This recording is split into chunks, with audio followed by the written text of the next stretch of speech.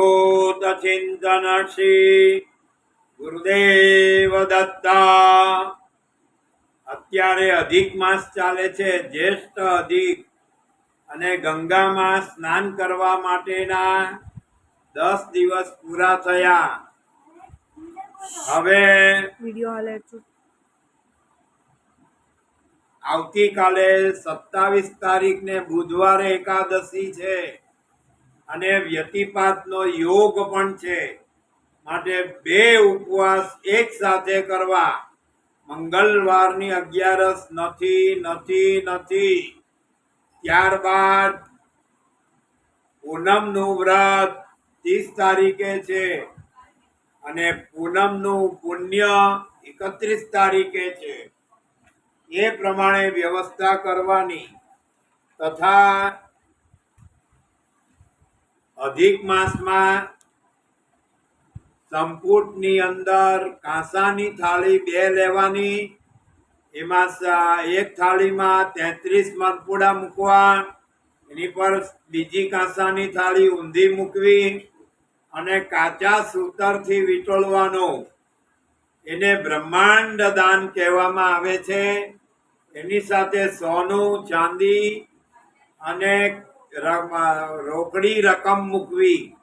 Check પણ મૂકી શકાય, રૂપિયા પણ આપી શકાય. એ તમારા ભાણેજને અથવા જમાઈને અથવા દોહિત્રને અથવા તમારે ઘેર આવનાર બ્રાહ્મણને આપવા, જેથી તમને બ્રહ્માંડનું દાન મળશે, દાન ફળ મળશે. અને અધિક મહિનામાં 31 દિવસ કે 30 દિવસ હોય તેમાં તાપી સ્નાનનું અતિશય મહત્વ છે. નજીકમાં જે નદી આવતી હોય તે નદીમાં સ્નાન કરવું. એટલે સુરત વાળાએ તાપીમાં, નર્મદા ભરૂચ વાળાએ નર્મદામાં, અને અમદાવાદ વાળાએ સાબરમતીમાં, રાજસ્થાન વાળાએ જવાઈ નદીમાં સ્નાન કરવું. અને રાધા પુરુષોત્તમનું રોજ પૂજન કરવું અને ભગવાનને તુલસી પત્ર ચડાવવા. આપણા દેશમાં રાજેન્દ્ર પ્રસાદજીને ત્યાં 1 લાખ સાલગ્રામ છે. એની પૂજા રોજ થાય છે વૃંદાવનમાં. તો ત્યાં પણ દર્શન કરવા જઈ શકાય. શેષનાગ પર ભગવાન બિરાજમાન છે ત્યાં. અને વૃંદાવનની યાત્રા કરી શકાય. નારેશ્વરની યાત્રા કરો અને નર્મદા સ્નાન કરો. પ્રથમ સ્નાન પછી દર્શનનો નિયમ છે. ગરુડેશ્વરમાં પણ સ્નાન અને દર્શનનો અતિશય મહત્વ છે. 52 દત્તભાવની ગુરુવારે કરવી અતિશય મહત્વ છે. અને પુરુષોત્તમ માસની કથા રોજ વાંચવી અથવા બ્રાહ્મણના મોઢેથી સાંભળવી, એવું શાસ્ત્રનું વિધાન છે. અધિક માસમાં દીપદાનનું અતિશય મહત્વ છે. અને અધિક માસમાં ભાગવતનું અતિશય મહત્વ છે. ગુરુલીલામૃતનું મહત્વ છે. ગુરુમૂર્તિ ચરિત્રનું મહત્વ છે. તો તે અવશ્ય વાંચવા. શ્રીપાદ શ્રી વલ્લભ ચરિત્રામૃત ગ્રંથ, શ્રી ગુરુ લીલામૃત ગ્રંથ, શ્રી રંગ લીલામૃત ગ્રંથ જરૂર વાંચજો. અધિક મહિનાના 10 દિવસ પૂરા થઈ ગયા છે. તો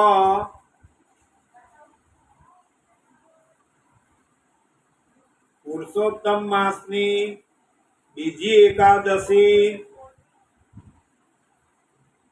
11 તારીખે આવશે અને 12 તારીખે બીજી 11 આવશે. એમ વદ પક્ષમાં 2 11 છે. શુક્લ પક્ષમાં 1 એકાદશી છે, કૃષ્ણ પક્ષમાં 2 એકાદશી છે. અને રોજ સ્નાન કરો. તમારા મા બાપ જીવતા હોય તો એમને વંદન કરો. એમને પૂછો તમારે શું જોઈએ છે, એ બધું આપો. અને નિત્ય સ્નાન કરો સવારે 4 વાગ્યે. યો ન દદાતી ન ભુંક્તે સા તૃતીયા ગતિર્ભવતી. જે લોકો દાન આપતા નથી હોવા છતાં અને પોતે પણ ખાતા નથી સારું, એ લોકોનું ધન ત્રીજા દત્તક આવેલા છોકરાઓ ખાઈ જાય. માટે ભોગે ન પાપમ, જો દુઃખ આવતા હોય તો ભોગવી લેજો, દુઃખની ફરિયાદ કરશો નહીં અને સુખનો દેખાવ પણ કરશો નહીં. આ બધું આવા જવાનું ચાલુ રહેશે. ત્યારબાદ અધિક માસના મુખ્ય પર્વને દિવસે પત્ની અને પતિ બંને એક જ વસ્ત્ર બે જણાએ પહેરવું અને સ્નાન કરવું. એવી રીતે પતિ પત્ની સાથે સ્નાન કરવાનું પુણ્ય છે. આપણા સુરતમાં બહેનો એકલી જ દોડી જાય છે તાપીએ, એ ચાલશે નહીં. એના પતિ સાથે સ્નાન કરવાનું મહત્વ છે. અને બંને જુદા જુદા કપડાં પહેરવાના નથી. એક જ કપડું માંજરપાટનું બંને પતિ પત્નીએ પહેરવાનું છે અને સાથે સ્નાન કરવાનું છે. યમુના સ્નાન થાય તો કરજો વૃંદાવનમાં, બાકે બિહારીના દર્શન કરજો, ગોકુલ મથુરા જજો અને નારેશ્વર જશો તો ભારતના બધા તીર્થોનું તમને પુણ્ય મળશે અને મળશે.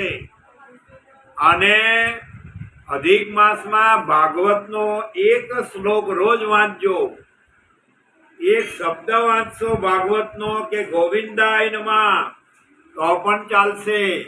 બીજી વાત તમને કરવાની કે જ્યેષ્ઠ માસ અધિક એ સારામાં સારો અધિક છે, તો એ જરા પણ ચૂકશો નહીં. પતિ વહેલો ન ઉઠે તો ડોલ ભરીને પાણી એના માથા પર રેડી દેવાનું અને સ્નાન કરવા સાથે લઈ જવાના. અધિક માસમાં રોટલી ભાત અને મગનું ભોજન કરવાનું લખેલું છે, બાકી કોઈ ભોજન કરવાનું લખેલું નથી. અને ઉપવાસ કરો રોજ 30 દિવસ તો વધારે ઉત્તમમાં ઉત્તમ. સોનાનું દાન કરજો, રાધા પુરુષોત્તમની મૂર્તિનું દાન કરજો, સોનાના સિંહનું દાન કરજો, ભાગવતની કથા બેસાડજો. આપણા સુરતમાં તીનુ ઉર્ફે હેમંત બોરાએ ભાગવત કથાનું આયોજન કર્યું છે, તો કથા સાંભળવા જરૂર જજો. બદ્રીનાથ પાઠશાલાની વાડીમાં છે આ કાર્યક્રમ. બીજી વાત કે કોઈ પણ મોહલ્લામાં અધિક માસની કથા થતી હોય તો જઈને વાંચજો, પૂરેપૂરું સીધું દાનમાં આપજો. બુધવારે વ્યતિપાત છે એટલે 2 વાર સ્નાન કરજો નદીમાં. એક સ્નાન 11નું, બીજું સ્નાન વ્યતિપાતનું. તો તમારી મનોકામના રાધા પુરુષોત્તમ પૂર્ણ કરશે. અને પૂનમ ને દિવસે ચંદ્ર દર્શન કરજો, ચંદ્ર જોઈને જમજો. પૂનમના દાડે પણ માલપુડાનું દાન થઈ શકે. 30 દિવસ માલપુડાનું દાન થઈ શકે છે. માલપુડાનું દાન એટલા માટે કે જેટલા કાણા હોય માલપુડામાં એટલા વર્ષો સુધી તમને ગૌલોકમાં રહેવાની જગ્યા પ્રાપ્ત થશે. અવધૂત ચિંતન શ્રી ગુરુદેવ દત્તા.